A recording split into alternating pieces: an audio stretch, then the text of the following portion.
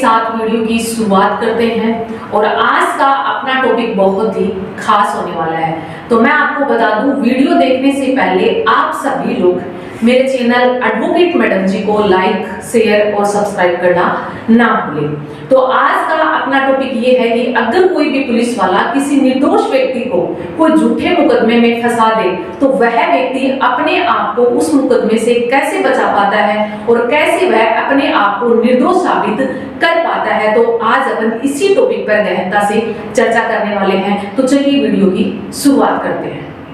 मान लो अब कोई व्यक्ति है, उसको पुलिस वाले गिरफ्तार कर लेते हैं, शक के आधार पे भी कर लेते हैं, किसी के कहने पर भी कर लेते हैं, या फिर जिस व्यक्ति ने कंप्लेंट दर्ज करवाई हो उसके कहने पर उस व्यक्ति को गिरफ्तार कर लेते हैं। हालांकि सच तो ये है कि उस व्यक्ति ने वो अपराध किया ही नहीं है और उसको पुलिस वाले गिरफ्तार कर लेते हैं। गिरफ्तार करने के बाद में वो क्या करते हैं, उस मुकदमे की जांच पड़ताल करते हैं, उससे पूछते हैं, उसको डराते हैं, धमकाते हैं, उसको टॉर्चर करते हैं, उसको पूछते हैं कि तूने ये अपराध किया है, लेकिन उसने वो अपराध नहीं किया है। उसको 3rd डिग्री टॉर्चर करते हैं, मारते हैं, पीटते हैं और उसके बावजूद वो क्या करते हैं, उसको कबूलनामा करवा लेते हैं या फिर उसके खाली कागज पर साइन करवा लेते हैं, उसकी वीडियो बना लेते हैं। ऐसे में वो व्यक्ति डर जाता है और पुलिस वालों की बात मान लेता है और वो जहां पर भी साइन करने के लिए कहते हैं पुलिस वाले, वो वहीं पर भी साइन कर देता है और वह पुलिस वालों के सामने अपना जुर्म स्वीकार कर लेता है, जबकि वो जुर्म उसने किया ही नहीं है।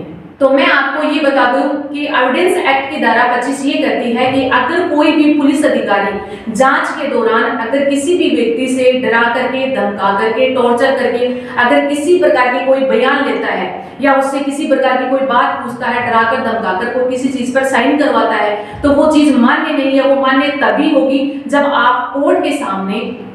अपने बयान दोगे। एविडेंस एक्ट की धारा 26 ये कहती है कि अगर जो बात आपने पुलिस वालों को बोली है, अगर वही बात आप कोर्ट में बोलोगे तो ही वो मान्य होगी, अन्यथा वो मान्य नहीं होगी। अब मैं आपको एक बात बता दूं, जो आपने पुलिस वालों के सामने बयान देने थे सो दे दिए, लेकिन अगर किसी भी व्यक्ति को गिरफ्तार किया जाता है तो उसको 24 घंटे के भीतर मजिस्ट्रेट साहब के सामने पेश किया जाता है। तब आप अपने दिए हुए बयान से, जो भी आपने पुलिस वालों के सामने दिए थे, आप उस बयान से मुकर सकते हो। आप मजिस्ट्रेट साहब को ये कह सकते हो कि मेरे को डराकर, धमकाकर, टॉर्चर करके इन्होंने ये बयान लिए हैं। आप उनको हकीकत बता सकते हो, आप साहब के सामने अपनी बात रख सकते हो। कई बार क्या होता है कि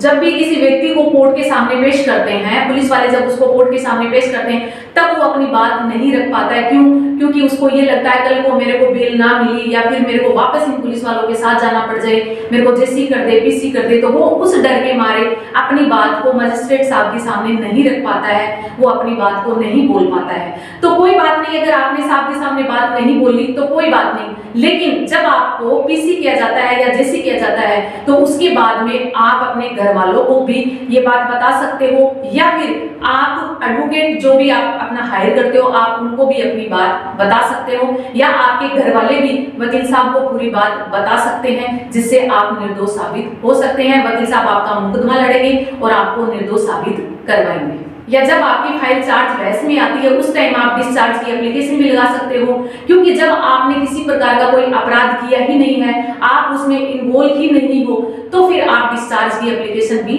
लगा सकते हो। या फिर उसके बाद में आपकी फाइल एविडेंस में आती है, उस टाइम भी आप अपने गवाह पेश कर सकते हो और अपने आप को निर्दोष साबित करवा सकते हो। मैं आपको ये कहना चाहती हूँ कि अगर पुलिस वाले आपको टॉर्चर करके, डराकर, धमकाकर, मारपीट करके अगर आपसे किसी प्रकार का कोई कन्फेशन करवाते हैं तो आप हाँ कर दो, लेकिन जब आप कोर्ट के सामने आओ और आपके बयान हो तब आप मुकर सकते हो, आप मना कर सकते हो कि मैंने ये अपराध नहीं किया है। जो भी मैंने आपको इतनी सारी बात बताई है वो सिर्फ मैंने निर्दोष व्यक्ति के लिए बताई है जिसका मामले से किसी प्रकार का कोई लेना देना नहीं हो। मैंने उस व्यक्ति के बारे में ये बात बताई है। अगर कोई व्यक्ति निर्दोष है और उसको झूठा फंसाया गया है तो वो ऐसी प्रक्रिया अपना करके अपने आप को निर्दोष साबित कर सकता है। न्यायपालिका का भी यही मानना है कि किसी भी निर्दोष व्यक्ति को सजा ना हो और वो किसी प्रकार के झूठे मुकदमे में ना फंसे। नमस्कार, मैं एडवोकेट रोश